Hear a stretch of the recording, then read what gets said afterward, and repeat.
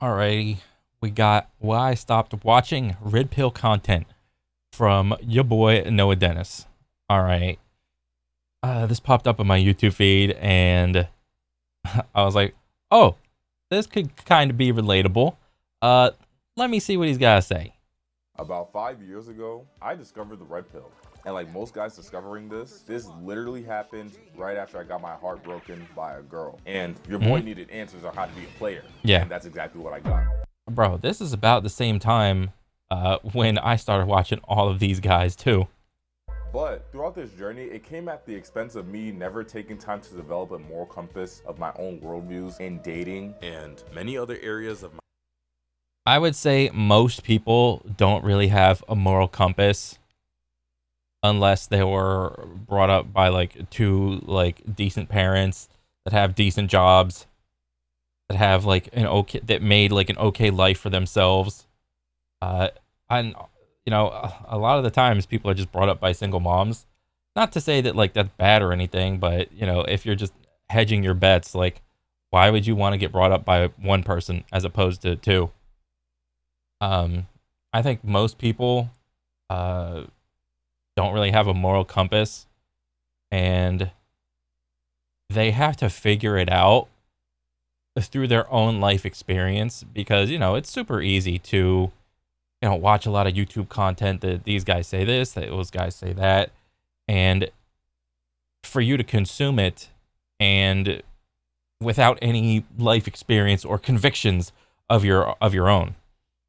Whenever those guys are talking, they they are saying it with such conviction that everything that they say, they have went through something to make them say that, most likely. But for them to like give advice to someone, you should do this because this and that. I mean, it's hard. life. Like for example, these red pill gurus will tell you that if you're not working 80 hours a week or making over six figures, you're disqualified from the dating market, which Damn, that's like pretty extreme.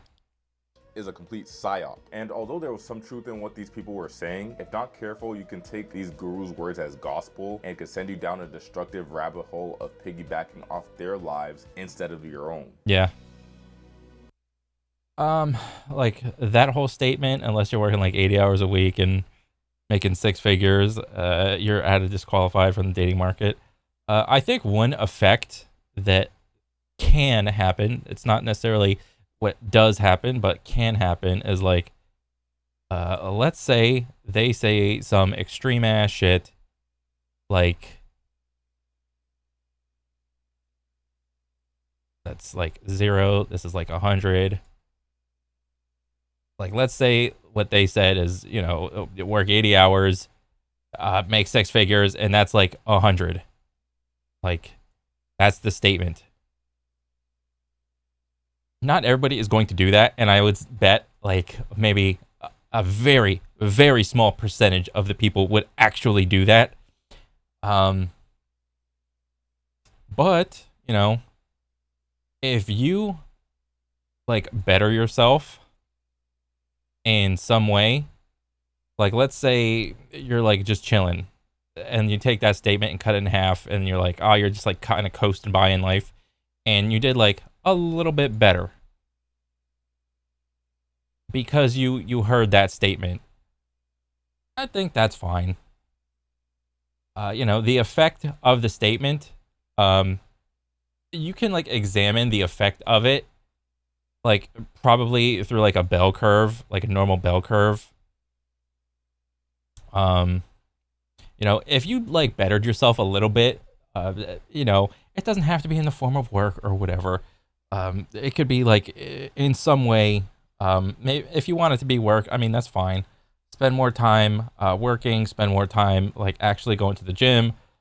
Maybe make learn how to become like a more emotionally stable person. Connect with some of your friends, or call your mom or call your dad if you haven't talked to them in a while, in some way, shape, or form. I think if you like gain like some sort of benefit from like the extreme comment, I think overall it's fine. But you know, like whenever they're like rambling off with such extreme statements, I don't really know what's going on. Like, honestly, it's probably because the extreme statements is what gets the viral views. We all know that. But yeah.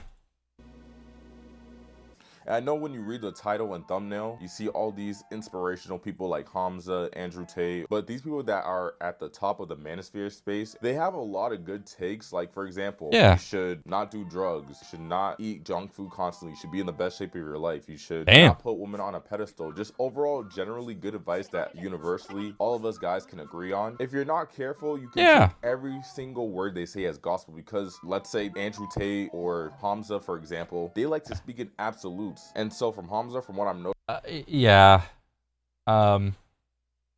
Like when I first discovered these guys, I have to think that they were all aware of each other in some way, shape, or form. But, what ended up happening is they all pretty much say the same thing.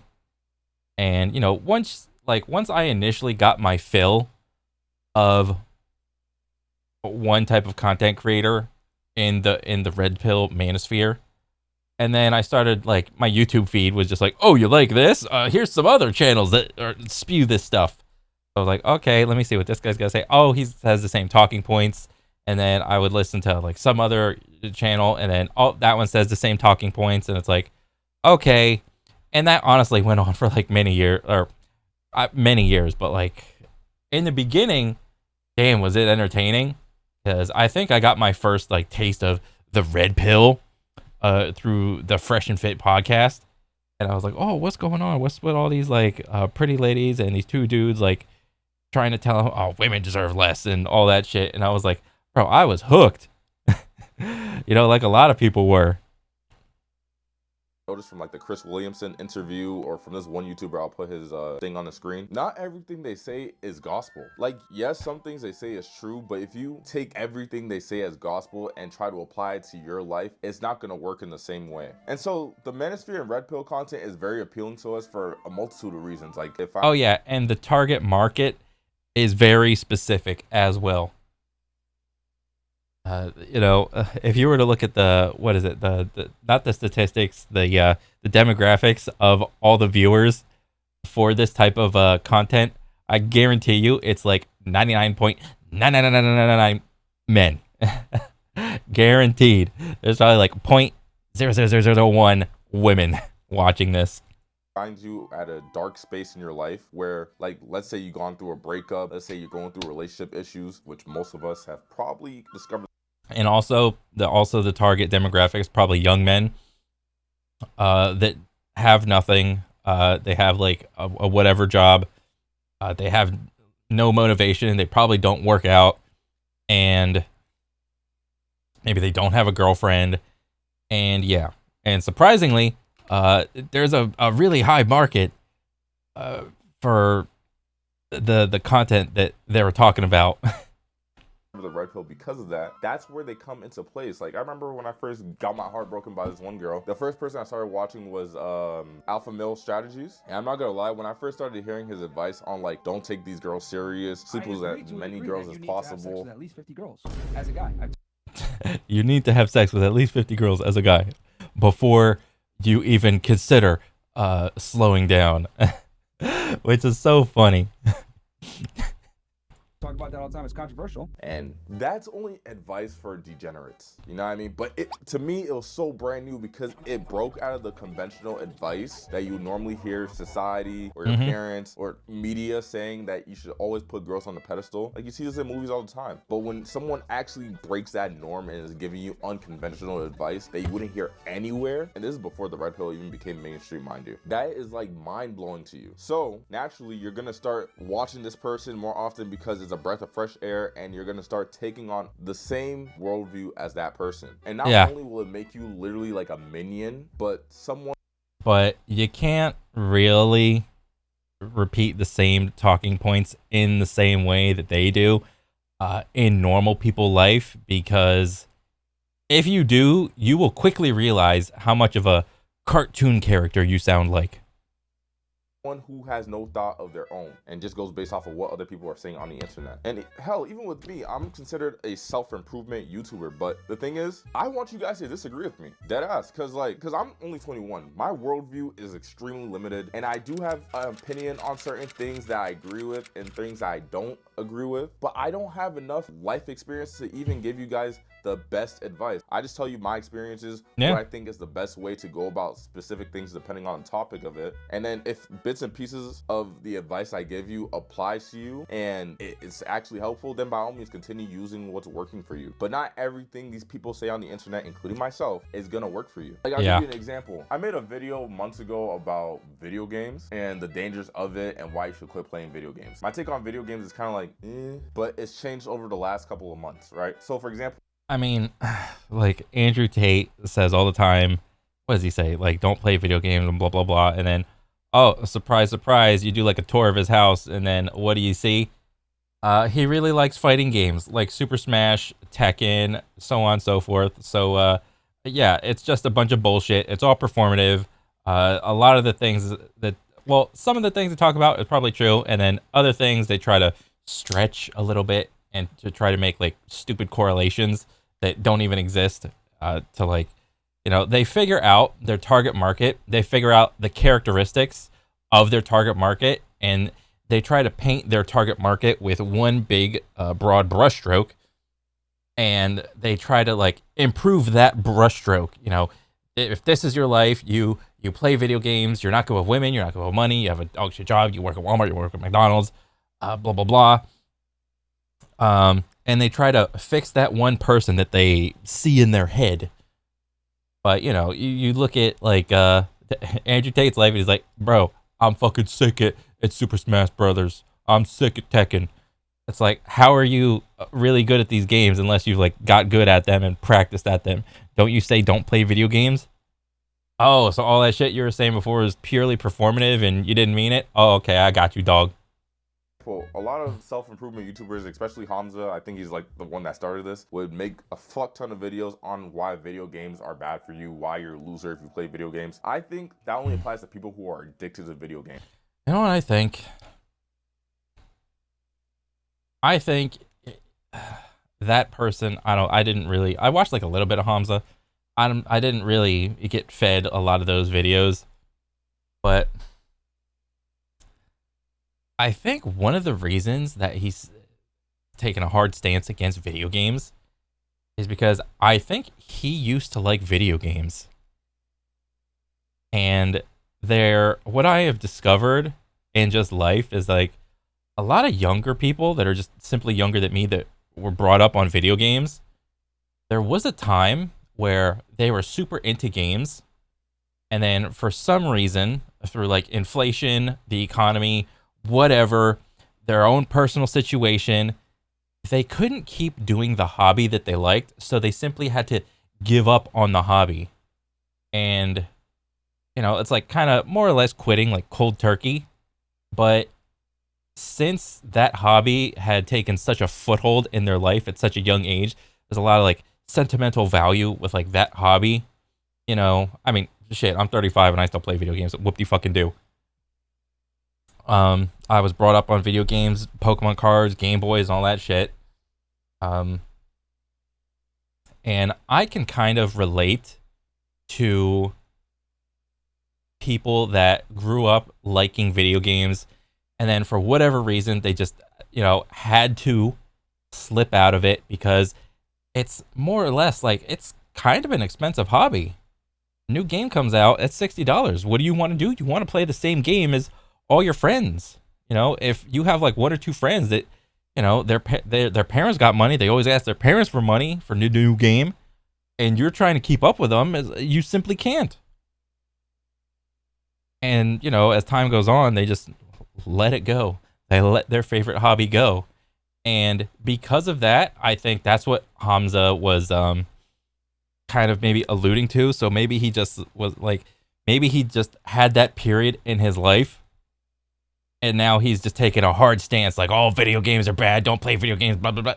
Because, like, bro, that's fucking crazy. Look at Bill Gates. Whenever he came out with Halo, he was sitting there and he was halfway decent at Halo. Oh, Bill Gates is like one of the richest dudes on the planet. All right.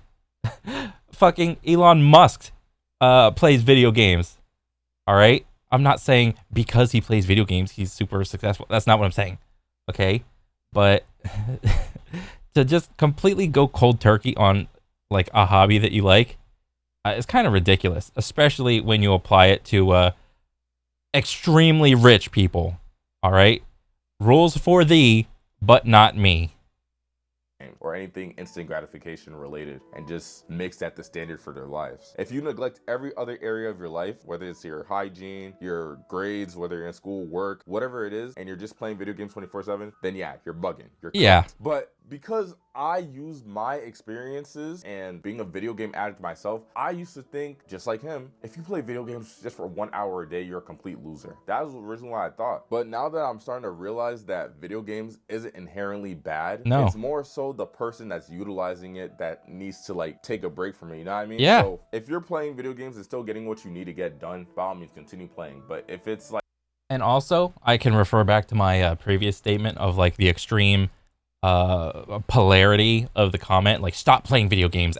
If that's like the 0 to 100 and the 100% comment is like stop playing all video games right now, go celibate for video games and blah blah blah, you know, and if somebody takes that and maybe reduces their amount of hours by, I don't know, 1 or 2 or 3 or whatever, you know, that could be a step in the right direction for that person. But to elicit that effect, maybe he had to say the extreme comment of stop playing video games, blah, blah, blah, you know. I try to examine some of this shit, and it's like obviously some of the shit that these guys are gonna say is gonna be crazy, but again, you know, they quickly realize what gets the views and what does not get the views, and to be honest, it's all the crazy shit that gets the views. like taking a hold of your life, you should probably cut back on it. At this point, it's used as a drug. It's used as a distraction from the problems that's going on. Or I'll give you another example, hustle culture. The Gary V's, the David Goggins, Yeah. Alex Hormozy, which Alex Hormozy gives pretty good advice. But when you have all these people online telling you that if you're not working 12 hours a day, if you're not grinding your butt away and going on repeated months of monk mode, then you're bugging. I don't believe in that. I really don't believe in that. Now, granted, if you are lost and you're distracting yourself with partying, drinking, smoking, whatever vices you have, and you're not focusing on how to better your life, then yeah, maybe a season of monk mode, maybe a season of locking in or going ghost, whatever terminology you want to use, is needed. But to say that like if you're not grinding 24/7, you're doing something wrong, that I don't agree with. I'm sorry, I really don't. Yeah, just that's gonna lead silly. to burnout. It's gonna lead to people. And besides, most people don't even like their jobs. Most people simply tolerate their jobs. All right? And everybody's tolerance for their job is different. Sometimes you can only tolerate a job for so many months or years, and then you've just simply had enough. And a lot of the times, it's not so much the job, it's the people at the job that make it very tough. Okay? Feeling like they're behind in life. And so now with my take on video games, I'm not gonna lie, once in a while I like to just relax and play video games or do certain things the conventional self-improvement YouTuber would preach not to do. So for example, I don't smoke, I don't drink, I don't party, I don't even find those things interesting. And although I don't find those things interesting, if you are someone that likes to like, I guess, do those things, I'm not advocating you do it, but if that's something you actually get enjoyment from and it's a sense of like rewarding yourself, then by all means, if you like to do that, do what you want. Yeah. You know what I'm saying? But if it's something that you're doing 24/7 and you're rewarding yourself without even accomplishing anything and you're not earning your own dopamine, then that's a problem. You're just using that substance as a way to distract yourself from whatever it is that's going on in your life. But to say that you should never do this, you should never do that, you should take all types of fun out of your life because that's what Basically living like a monk, yeah. losers do, I don't agree with that advice. And that's why this manosphere space can become a little bit toxic because it makes you feel as though like if you're not doing X, Y, and Z, like how these people are doing, you're not gonna be successful. And success is subjective, but like their definition of success should not be your definition of success. Because if you're watching these people 24/7, you're gonna take on their worldviews and think that because they see success as this way, I should see success as that way. And also, I think it does matter what the age of the person watching this type of content. I mean, shit. What was it? I don't even think. Was it 5 years ago? Or was it more like 3 or 4? So I think when I first saw like Andrew Tate and like Fresh and Fit, I was probably 31 or 2ish, something like that. At that point, like I could easily recognize who is a character and who is not, who's bullshitting and who is not. Um, so I could already kind of tell. I could like pick apart certain topics they would talk about and be like, "Oh yeah, that's pretty true," or "Oh yeah, that's fucking stupid." But if I was a little kid watching any of this type of content, I would have believed everything 100% and taken it to heart. 100%, dude. Little kids are so what's the word? Susceptible or impressionable. Yeah.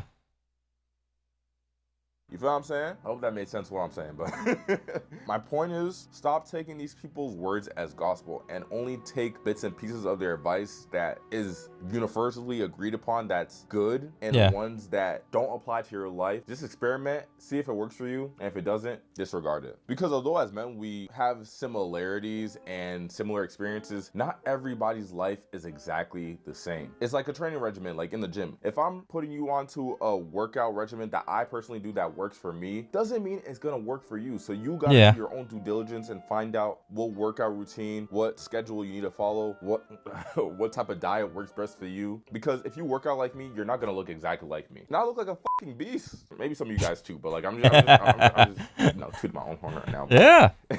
Yeah, good stuff, man. Keep it find up. out what works best for you, because it's not a one size fits all metric. There's no right way to live life. Like obviously you know not to do bad things, not to do any harm to yourself, not to do anything bad that requires a level of common sense to avoid. You know what I mean? Things that we universally know that our parents probably taught us, you guys know not to do. And let's go to like dating advice. I know I'm going all over in circles. Hopefully you guys are still watching at this point, but like dating advice, red pill people will tell you, or masculinity content people will tell you, never put girls on a pedestal. Don't over text her. Stop being needy. Stop making her the central focus of your life. Stop being a bitch. Things our fathers should have told us are things that these people online are. I mean, but a lot of people, well, I don't even know if this is true or not. Like, I was gonna say a lot of people don't have a dad, but like, I don't have the fucking stats to back that up.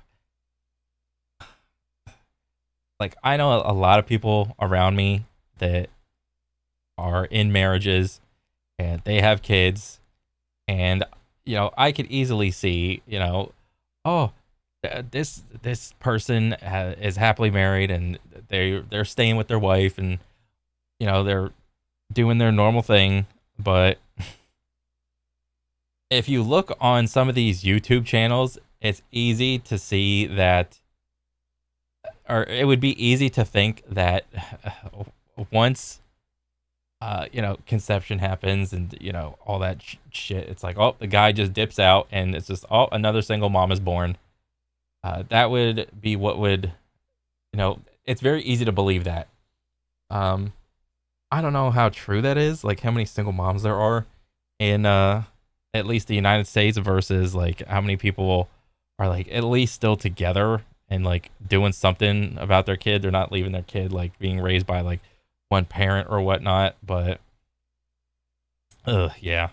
Telling us. That's another thing too. I think a lack of a masculine father figure is the reason why we take these people's words as the truth. When you remove the father from the house, or when your father is not prevalent like that, it's the reason why we go to the internet to find pseudo parasocial relationships with these people online, and somewhat to some degree see them as like a surrogate online father figure. People who exhibit these masculine qualities that they are internet dads.